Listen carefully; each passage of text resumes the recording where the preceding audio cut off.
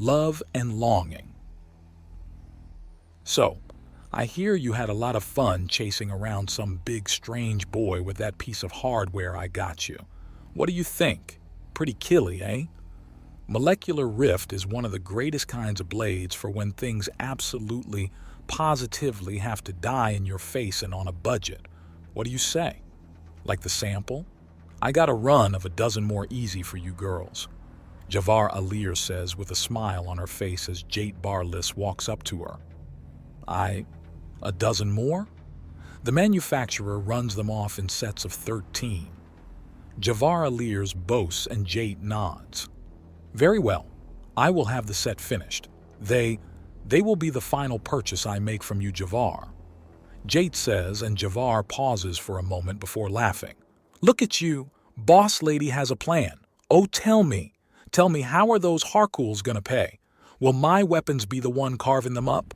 Oh, please tell me yes, Javar asks as her mind races. This is going to pay very, very well, especially if Jate's reluctance is anything to go by. Things are about to change in the best way. We're exiled from Alranath. We have a limited time to leave, Jate Barliss says, and Javar Alir's thought process crashes to a halt. Excuse me? We are exiled. The Barliss family has no more claim to any of Alranath's territory. The local Duchess Quen spoke to her fellows. All of Alranath turns its back upon the Barliss. What have the Harkul done? No, not the Harkul. Sorcery. The umbral gaze of the Dark Forest has fallen on my family and it's sent an alien sorcerer to stop us. One of the humans. Aren't they all? Not one. The first human upon Serbo. The one that threw away a title for love of his wife. One that has copied the miracles that brought an entire kingdom to its knees over the course of a week and unleashed them on my family and the hated Harkul, Jate Barliss says with a haunted look. It couldn't be that bad. Try being plunged in unending darkness and drowning in a maelstrom of blood. Jate Barliss interrupts her, and her eyes widen. What? Of course. That was after he opened up the sky to pour down lightning and hail, had swarms of giant insects tear our clothing and weapons to pieces, commanded beasts to beat us like disobedient children, scourged our skin until our voices were turned to a brutal rasp, and our faces unrecognizable, and brought about some poisonous creature from deep within the Dark Forest to us. How are you still alive? A sorcerer that can do all that. What was he trying to do? He just wanted us to stop fighting. I've woken up feeling my inner fire dulled to an ember in fear every time I've tried to sleep since, Jate Barliss says and looks away. Oh, that's not good. She just got a big shipment in she needs to shift. The product is hot and dangerous. Surely you'll need protection where you're going. I have more than molecular rift swords, you know. I've got an entire run of ultraviolet laser rifles, just perfect for cooking off a girl without being spotted. Jate Barliss is clearly thinking it over, which is bad. Javer needs to move the stuff as just holding on to it is getting her into a lot of risk. Shit, damn, she's gonna have to take a loss on this. Look, we go back a long ways. I can give them a pretty hard discount as a sort of going away present. Wherever you're going after this, you'll need to keep your family safe, won't you? After all, think of the children. You're going to need some good hardware to scare off whoever they've been dumped with. Laser fire doesn't work on the Dark Forest. Are you saying that a sorcerer has your children? Not a sorcerer. The forest itself. What? The forest itself. How can a forest be granted custody of children? When the forest is openly acknowledged by the Empress as a citizen in good standing, Jate Barliss says. My daughter and nieces are there. Nephews too. The Harkul as well. Sweet goddess. How do you face down the Dark Forest? Armies vanish beneath its boughs, and it's been seen to outright catch meteors and tear them apart for further earth and stone. It's strong enough to resist all but the most obscenely powerful kinetic and thermal weapons. Even warfire fails against it. And the last time an orbital bombardment was tried, the attacking ship was destroyed from the inside by sorcerers teleporting in and slaughtering the crew, Jate Barlas says.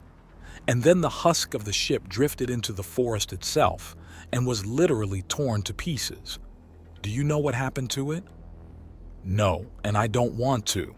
I suspect it was looted to the hull plating by the sorcerers and the metal of the ship incorporated into the soil the forest rests in, Jate Barlas says.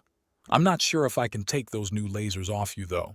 We're uncertain as to what kind of housing we'll have where we're going. Where are you going? The Duke of Guren has offered us a place in his lands, provided we can turn our rage at the Harkul towards those that may harm his home and holdings. Provided there is good behavior, we will even be ennobled under him within 2 decades. Jate Barlas explains, and Javar's jaw drops. You're moving back up? We are, but if we attack the Harkul, we lose it all, again, Jate Barlas explains with a distant look. But are they holding your... Javar tries a few times to make sense of things. This is bad, very bad. She's only getting a quarter of her expected payday, and she's loaded with not only a lot of hot product, but her main ways of shifting it are just gone. Because if something like a sorcerer is moving against the Barlas, then there's no reason they won't do something to the Harkul as well, not unless they're trying to cripple or kill one of the families. She shares this concern with Jate, who gives her a haunted look. If they wanted my family dead, then we would be dead. The only reason I'm still alive is because the sorcerer specifically did not want me dead, she says. Well, that's just terrifying. Yes, Jate Barlas agrees. The transport vehicle is owned by Char Courier Services, and Lala Harkul frowns up at it. She runs Axiom through her mind to slow time and give herself more room to think. She doesn't have the skill to get it through her entire body, but if she slows perception, she can give herself a few minutes to think in just a second or two. This situation is foul, and even in this motion it's being rubbed in. Of course, the sorcerer would be so generous as to give them a discount. She was obeying his brother after all. Literal brother as well. She had looked into the penned documents.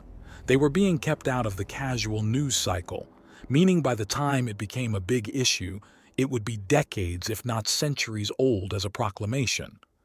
But for all sorcerers to be acknowledged as children of the Dark Forest, yes, culturally they were always so, but to have it legally recognized, that was different, especially with the non-Apuk sorcerers. It meant that the Empress was increasing her own power, getting more and more. Normally that was a comfort.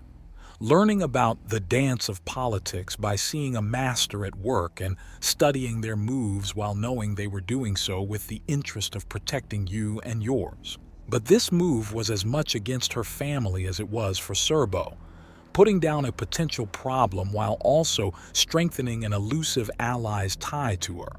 Brilliant and concerning as her family were the crumbs being used to lead a beast into a stable.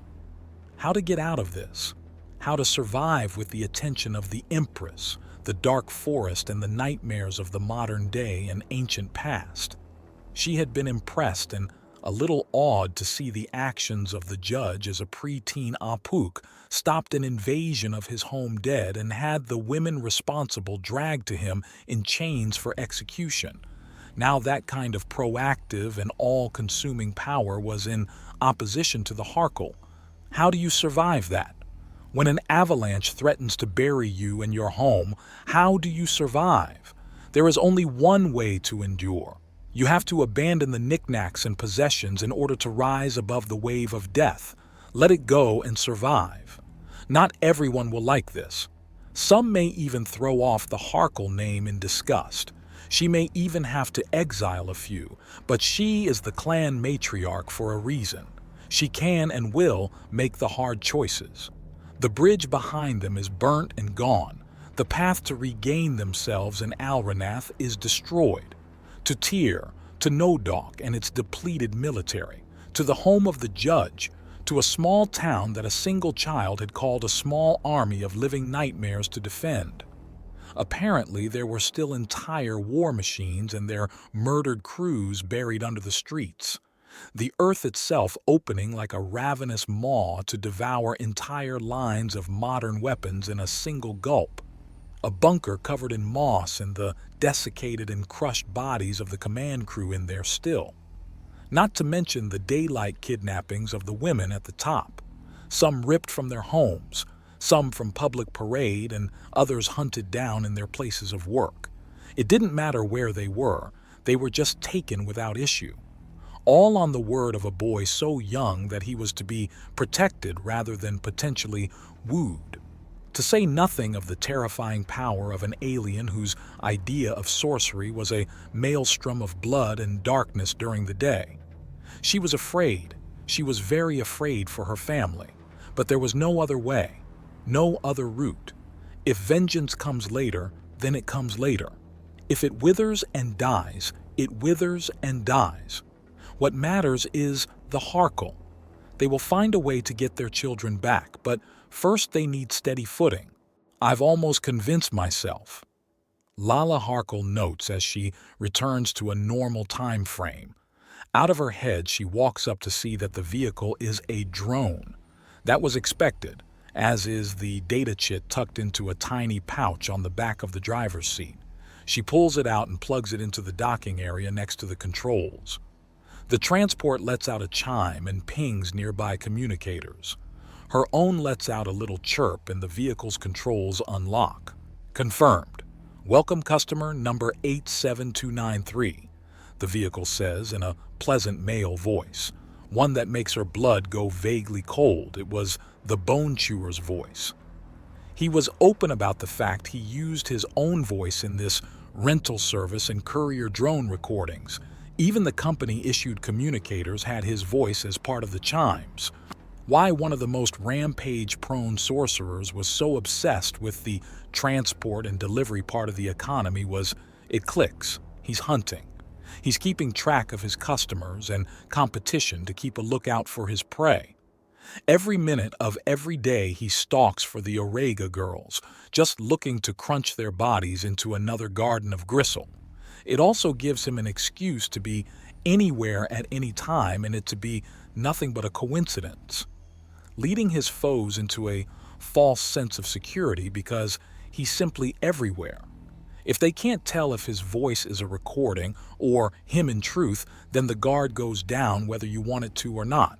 That really is the action of a big, sharp-toothed monster trying to lay still just long enough for something tasty to poke its head out. Sorcerers, scary even in their day-to-day affairs, she mutters before thinking again. 3 of her children, not directly hers, but she's matriarch, so she's effectively everyone's second mother if she isn't the first, are going to be sorcerers. As are 3 barless children. The idea of her little gore stills and burns, stalking out of darkness and slaughtering. A profound sense of failure clutches at her chest, and she can feel her inner fire flicker ever so. She takes a deep breath and exhales slowly, feeding into the flame and hardening her will. They need to get their children back, and brute force won't work, so they have to play along. It galls her, but she has her priorities. If justice must be mutilated in the pursuit of survival, then so be it.